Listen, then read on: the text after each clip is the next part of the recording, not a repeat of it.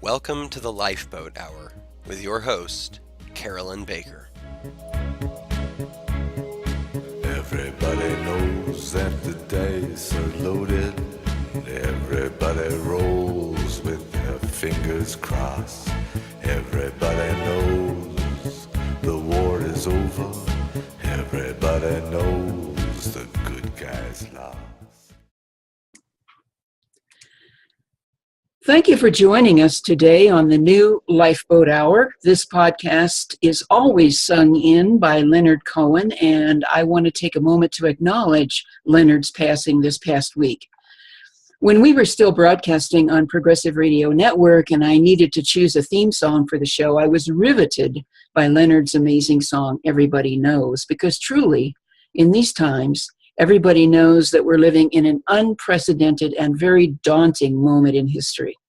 So thank you, Leonard, for all your incisive, powerful, poignant music over the years, and especially for Everybody Knows.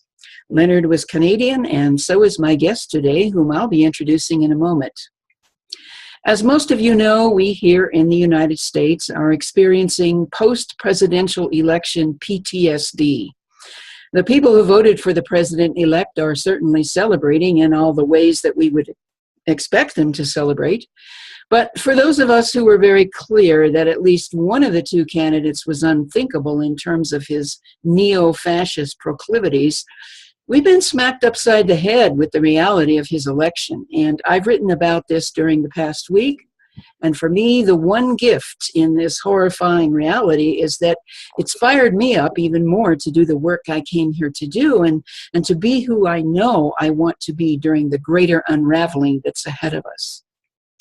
As most of you know, I've been writing about the collapse of industrial civilization for more than a decade, as many others have been.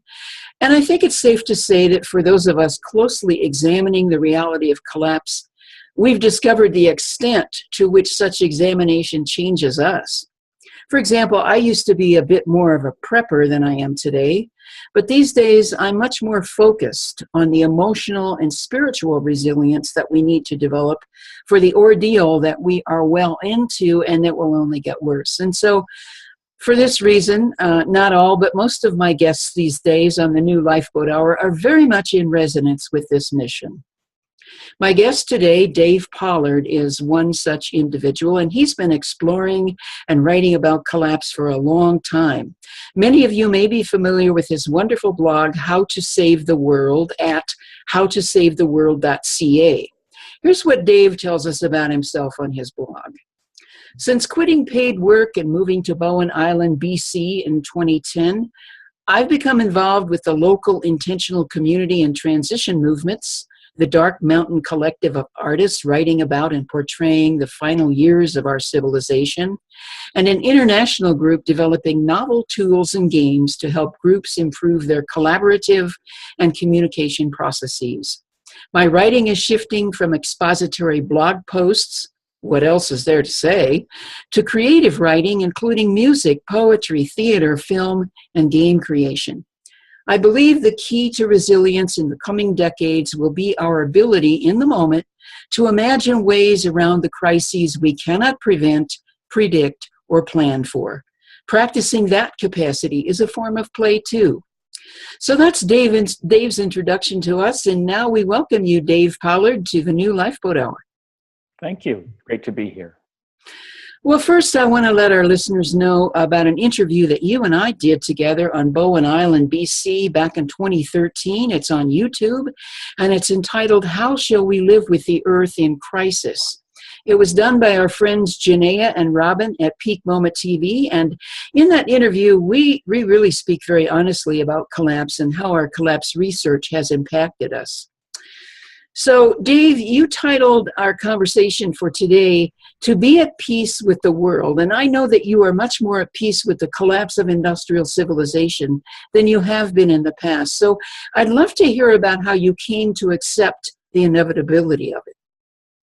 Well, I was one of those original 1960s hippies, and we were going to save the world and make everything better. Yeah, me too. Then when I got older, I kind of wondered what happened, what went wrong with that enthusiasm and belief of my generation. And so I started, as I got older, to research what was going on with our climate. I had the opportunity to talk with a number of climate scientists. And I also studied complexity theory to try and figure out how the world actually works and why it seems so difficult to bring about reforms to it. And I came to the conclusion that we really don't have the agency for change that we think that we do, and that we're going to face over the next coming 3 or 4 probably decades, increasing ecological and economic crises that will culminate in the end of our civilization at some point in this century. I'm not sure when. And I happened to read a book by John Gray called Straw Dogs just at the time I was coming to this conclusion, and that pretty well summed up where I was when all of a sudden I realized we can't stop this. It's going to happen regardless. And, can you just kind of summarize Straw Dogs? Because some people may not have seen the movie or read the book. Straw Dogs it's not the movie. The movie Straw Dogs is about something very different. John Gray's a British philosopher, and he has been studying human nature and civilizations in the past for many years. And he wrote Straw Dogs basically as a recapitulation of what is said in Jared Diamond's books and in the book by Ronald Wright called A Short History of Progress. He pretty well sums up what it is about human nature that leads us to be so preoccupied with the needs of the moment that we cannot help our civilizations from repeatedly collapsing. Right. And so you've outlined here basically as very, very simply your intellectual process and how you came to understand the inevitability of collapse. But I'm really curious about how you've been coping and continue to cope with the realization that it's inevitable. What is it about this human nature that you're looking at and exploring within yourself? Well, once I decided that we couldn't prevent or mitigate collapse, I said, what can we do to at least prepare for it? And I worked with a number of people in the organizations that you mentioned earlier, Transition, Dark Mountain, and others. And I put together what I've called the resilience framework, which it's been published a number of different places. And I had the help from Ben Brangwyn, co-founder of the Transition Network internationally. Mm-hmm. And basically it outlines 5 stages for preparing for crises, global crises of any kind. And it starts from the inside. It starts with knowing ourselves, then it moves on to healing and loving ourselves and others, and then liberating ourselves and others from all of these systems that are in the process of collapse so that we're not dependent upon them. And then the 4th stage is to try experiments to see what might work as collapse deepens. And then finally, building community in the ruins of collapse. And I believe that's somewhere on your blog, is it not? It's linked on the right sidebar of my blog, and it's also available on Resilience, and a number of other magazines have republished it. Great. So I found that there were a number of communities that were kind of at the same place that I was. And as I say, they helped me put together this framework. I've also discovered a new Facebook group called Near-Term Human Extinction Love, which is just an amazing group of people that have reached this realization. And it's kind of like a support group. It is. Yeah, I'm a member of that group as well. It's a really sweet group. It is, and people who are really kind of down in the depths of despair talk to each other, and they're able to kind of help each other pull out of that so that we can proceed on and continue doing what we have to do. So they've kind of become my support network and my sounding board. I started with the first stage. This is the first stage of knowing ourselves. And what I did was to begin exploring what human nature is and what is the nature of the self. My curiosity led me to study something called non-duality, which is the idea that the emergence of the self in intelligent creatures is an evolutionary advance on the survival instinct, and that the separate self with free will and choice doesn't actually exist. It's just an embodied idea that has evolved in the humans and in some other complex creatures to try to help us cope with our day-to-day survival needs. Now, when you speak in terms of the separate self, I think often in terms of what we call the ego, and we certainly need an ego in order to function in the world. But in Western culture, the ego has been confused with what I call the sacred self, or our core essence. Is this closer to what you mean? It's reasonably close, yeah. I have had a few glimpses starting in early childhood of this kind of feeling of just beingness, where myself completely dropped away and there was only everything. And there was an incredible feeling of relief, of sudden awareness that there is something much realer than the reality that we see through this veil of ourself. They've led me to believe that there is something to what all of these so-called non-dualists have been saying. Well, some people would hear you say this and ask, so what? What does it matter if the self is an illusion? And so I wonder what you think in terms of why does it matter? Let's talk about that a bit, because this certainly matters to me.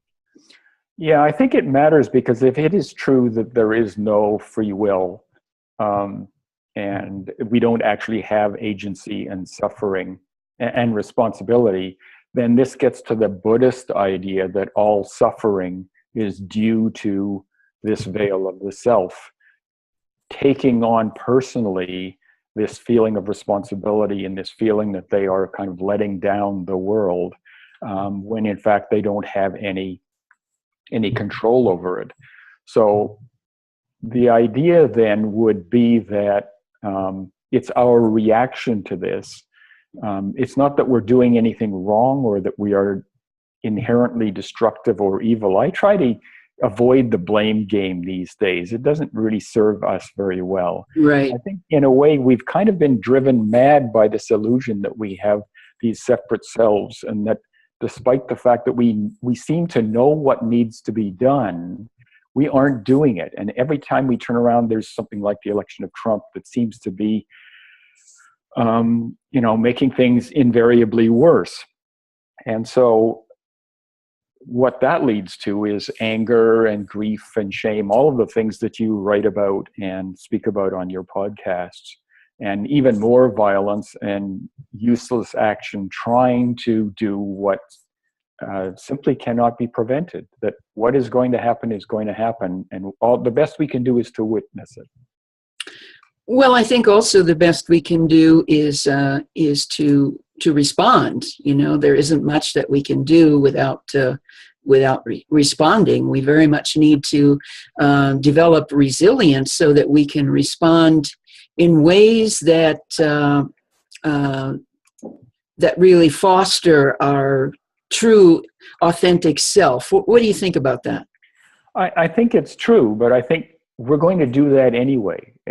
We kind of take on for ourselves this belief that we have to take action. I think it's in our nature to be positive, to be helpful. We've evolved as a species successfully because we get along with each other and because we do want inherently to help each other out. And I think that happens even without the existence of separate self with free will and choice and control.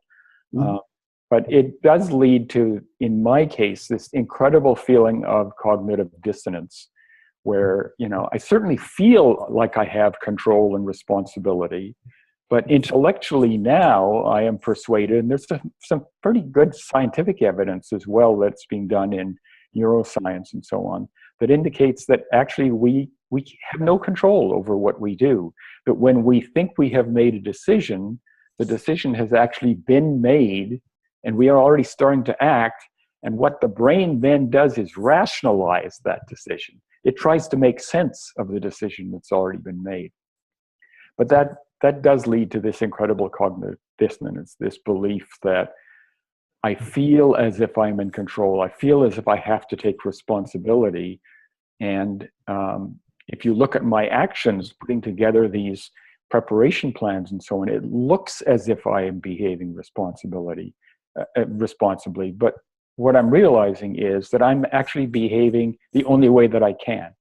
The only thing that I can do with the knowledge that I've acquired is what I'm doing right now. And I keep feeling it's not enough, but it's all that we can do. Well, another question that comes up for me as I listen to you right now is when we begin to work with this reality that we are not a separate self, I would think that would help us connect more with each other, the earth, and all aspects of ourselves. Do you find that to be a part of your journey?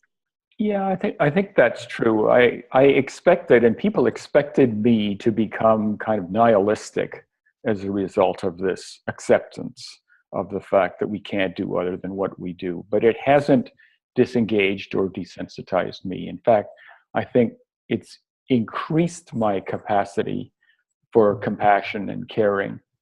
It's allowed me to move beyond hope, as Derek Jensen kind of famously now has put it, and to be driven by love and appreciation for what is. So I think that's a big change. But it is true that my worldview now is kind of triply hopeless. I have no hope that we're going to prevent collapse. I have no hope that we're going to make things better through personal volition. And I have no hope that we're going to be able to escape this affliction of the self. And as a result of that, everything looks different to me now. And, the activists who are among my friends network are annoyed at what they see as my passivity. They say, Dave, you got these, great frameworks and so on, but why aren't you acting on them? And the pragmatists that I know see all of this as an exercise in mental gymnastics. It's just a coping mechanism for me to kind of come to accept that I'm doing the best that I can. And they basically are asking me to get over myself.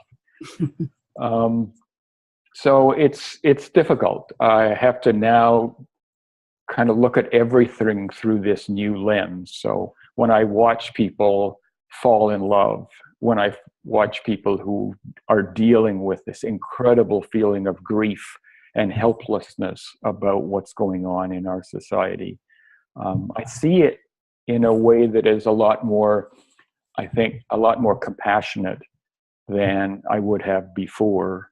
But I am less inclined to do what I used to do, which is to say, oh, here, I've got this great framework. Here are 9 things that you should start to do tomorrow that will help you feel better about what you're doing. And as you witness people in their grief, do you kind of join them in that, or do you feel with them in any way in their grief? I do, although I think what has happened is that this new worldview has allowed me to be more, and I use this rather pretentious word a lot these days, equanimous, the adjective for equanimity.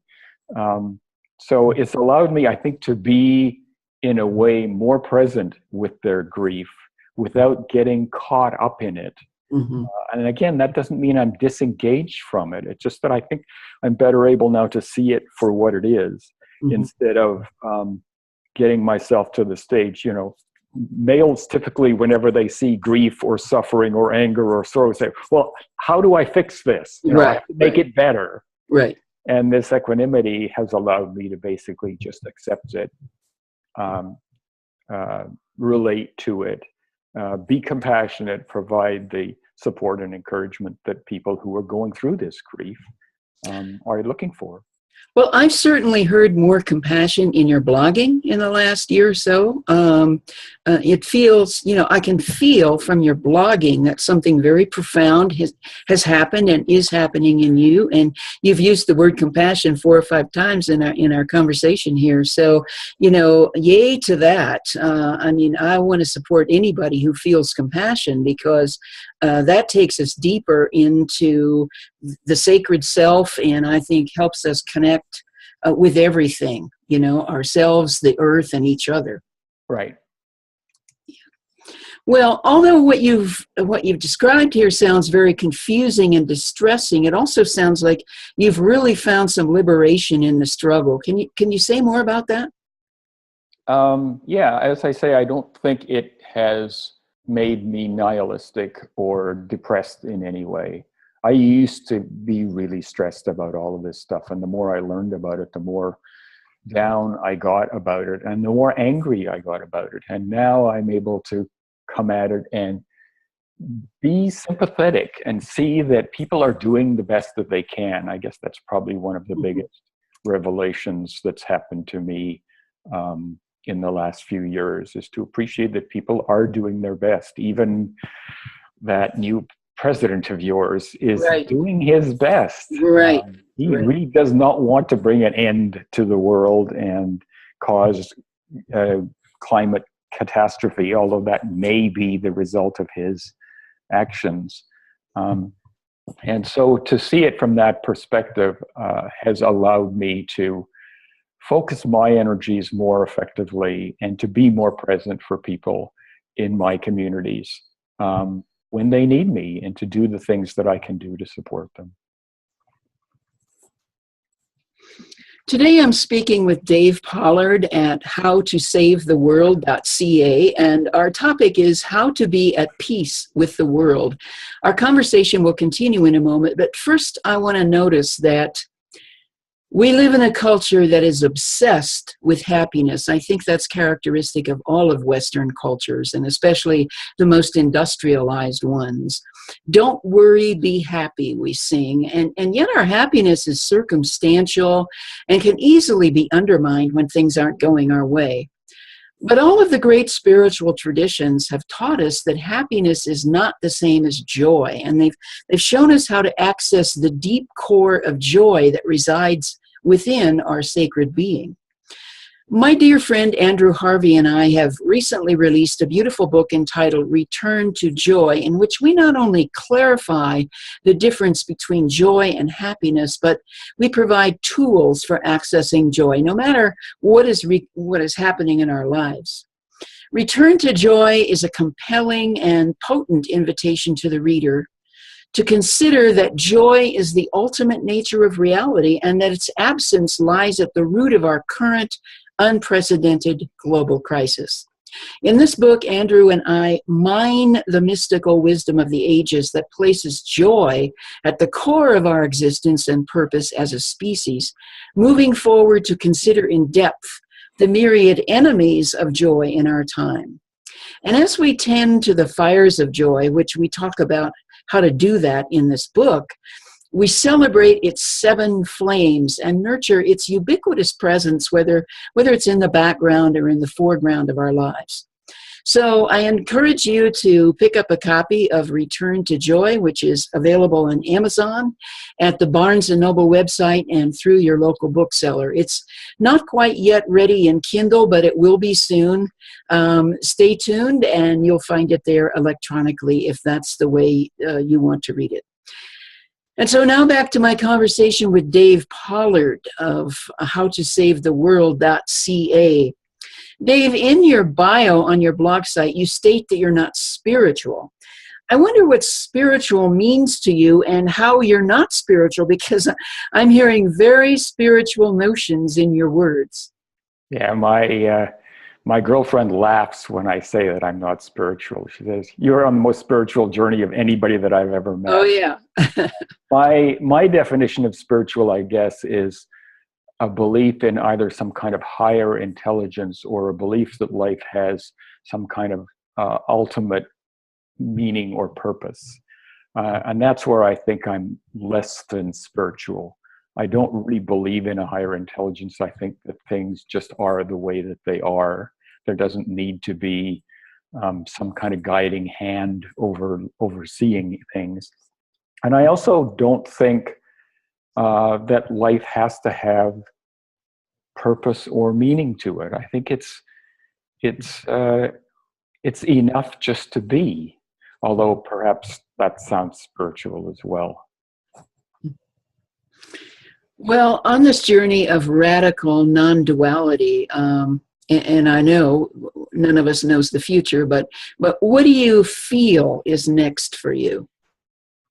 I think I'm not an evangelist by any stretch, so I'm not really out to sell anybody else on this. I'm trying to figure it out myself, and this is actually the first time I've had the chance to talk publicly on an interview or podcast with people about this idea of not having free will or control. So I'm continuing to explore it. I'm continuing to deal with the cognitive dissonance that's going on inside my head about that. But what I'm also doing, I think, is continuing to write on the blog, no matter what's going through me. And I've lost a lot of readers because of the fact they just can't keep up, or they have no interest in keeping up on where my thinking has moved me. I'm also looking to establish some contact with other people who are going through this kind of non-dual approach to see if I can learn more about it and to see if I can explore that a little bit better. And hopefully it will be a useful path. I've recently become drawn because of a song that I learned from Shasta Martinuck, who I know you interviewed when you came up to Bowen Island, called Metta Karuna Mudita Upeka, which is a statement of what they call the four sublime states in some parts of Buddhism. And that's about loving kindness, compassion, sympathetic joy, and equanimity. And I get the feeling that this journey is taking me closer to that. I don't think I'm changing necessarily, but I think the self-awareness that this journey has taken me through has opened me up to get at least closer to those states. And I think perhaps that's how I can be useful to the world, is in being able to exercise those four attributes and to help people both now in dealing with grief and dealing with uncertainty and trying to figure out what they should be doing, and also in the longer term as climate change and as economic crisis befalls us in more dramatic manner, how can we help each other in those moments of crisis? And I think those approaches will be helpful in that. I'm wondering if you could just say a little bit about each one of those four, loving kindness, compassion, sympathetic joy, and equanimity, because I think it's important for people to get a feel for what those mean and not just have four words that they can't totally relate to. Well, loving kindness is being sufficiently present and aware that when you see some injustice or some misery or some suffering happening, that you reach out and you actually act on that instead of walking away in your own preoccupation with what you're doing. Compassion, I think I've talked enough about. Oh yeah, you have. I think most of us know what that means, but yeah. Maybe you have some special spin on that that's important to you. I don't think so. The next one, the sympathetic joy, is interesting to me because I have been living a polyamorous lifestyle for the last few years since I retired and since my marriage ended back in 2010. And the idea of taking joy in other people's joy, it's really a way of getting outside yourself. And when you see somebody else who is madly in love or who is, just in a moment of sheer ecstasy over something that they have done, some little accomplishment. When I was on the train coming back to Bowen Island the other day, there was a little girl in the car who was absolutely enchanting the entire train with her comments. One of the people on the train commented to her and said, "You're a very polite little girl." And her response was, and it was like she was playing to the crowd, her response was, "I have my moments." I love it. And, so it's just taking pleasure in seeing the joy of others. We have this kind of schadenfreude attitude in so much of our lives, where we actually take joy in other people's misfortune. Mm-hmm. And to turn it around, I think that's what the sympathetic joy is. And the equanimity is really about acceptance. It's about acknowledging that things are the way they are for a reason, that we cannot control or change them, and that we're best able to help ourselves and others deal with them by not fighting the reality, but instead accepting it and adapting to it. I found even in business, it's interesting that turned out to be the most effective strategy. I found that workarounds are, in fact, the way in which most things get done in business. Rather than fighting against the policy manual and the process and trying to bring about change, just do what has to be done to meet the requirements of your coworkers and your customers, regardless of what the policy manual says. Generally, other things will take care of themselves. And that approach of equanimity, of just accepting things as they are and finding ways to work around that reality, I think is pretty effective. Well, for me, I kind of have a similar practice, Dave. And for me, I get to equanimity by really allowing myself, first of all, to feel whatever feelings come up about a situation. And if I stuff them, I never get to equanimity. If I allow them, if I feel them, then acceptance comes for me. So has that been your experience? Yeah, absolutely. And it took me a long time, because in business, of course, you have to suppress your emotions. Right. They're not welcome. Right. Of course not. And so it took me a while after I retired to start to accept what I was feeling. And since then, I've discovered that, I kind of had a little bit of anger in my background that came out from time to time, particularly in cases where I was driving with people who would act in rather idiotic ways. And I found, since I've retired and become more aware of those emotions, that occasional rage has just completely dissipated. Mm-hmm. I'm now able to handle everything in a more effective manner. Mm-hmm. Well, who knows where the journey is going to take you next, right? Exactly. I think it was fascinating to me to see the results of the U.S. elections. And one of my favorite responses was Richard Heinberg's response. Which say more about that, because I know that was important to you. Yeah, if I can paraphrase it a little, what he said essentially was, before Trump, build local sustainable communities. After Trump, build local sustainable communities. Yeah. It's all about resilience, and things like the election will come along, and they will continue to come along, and we're going to see some pretty rough things ahead. Yeah. And the challenge is to just press on. We know what needs to be done. Mm-hmm. So the question now is to not get distracted by it, and to go ahead and do what we're doing. And I think the recent election probably has made the situation worse and has made our job more difficult and perhaps more urgent as well. But the job remains the same. Well, I really concur with you on the last remark you made, because for me, it has given me a sense of urgency that I have. I've always had a sense of urgency, but this has really increased my sense of urgency to really recommit to what I came here to do. And, to recommit to the work that I've been doing for a long time, that now, and that you've been doing as well, is so incredibly urgent. Because I think people are going to be lost and crazed and really need some grounding.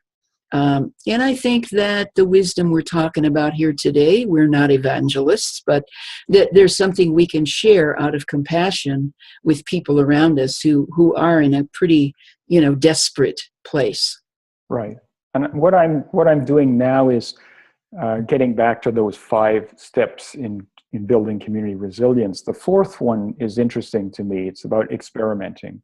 Mm-hmm. We can't replace our economic system with another one. No. The current one just takes up too much room. Right. But even before it collapses, there are things that we can do in true gift economy.